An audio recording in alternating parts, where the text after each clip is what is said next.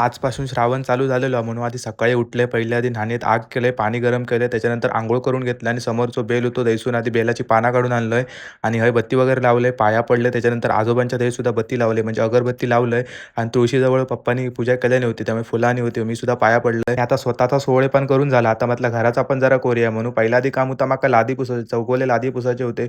म्हणून मस्त फिनाइलचं पाणी केलं आणि पहिली ही लादी धुवून घेतलं. त्यानंतर दुसरे धुक सुरुवात केलं. दोघोले लादी धुवून झाले. म्हटलं आता पाणी बदलूया, कारण अजून 2 लादी धुवचे आहेत. त्याच्यातल्या त्याच्यात धूत ठेवलं तर सगळी घाण होतली. त्याच्यामुळे परत नवीन पाणी घेतलं आणि अकडची ही आता सगळ्यात लहान लादी आहे. त्याच्यामुळे एका धुक्क्यामागं अजिबात वेळ नाही लागलो. मग ही पण लादी धुवून घेतलं आणि शेवट का होती किचनच्या थैली. मग किचनच्या थैली काही लादी नाही हा, मार्बल टाईपमध्ये आहे. तर त्या मस्त घासून धुलं आणि मग एका ग्लासात पाणी घेतलंय, तुळशीचं एक पान घेतलं आणि त्याच्यानंतर पूर्ण घरात भोळून टाकलं आणि पूर्ण घर शुद्ध करून घेतल्यानंतर माझ्यावर सुद्धा भोळले. मी सुद्धा शुद्ध झालोय आणि नंतर आमच्या म्यावका अंघोळ घातलेलं आहे. पण अंघोळ घालताना काही व्हिडिओ केला नाही, कारण लई त्रास देतं अंघोळ करताना. मोबाईल पाडवीत बाकी काही नाही.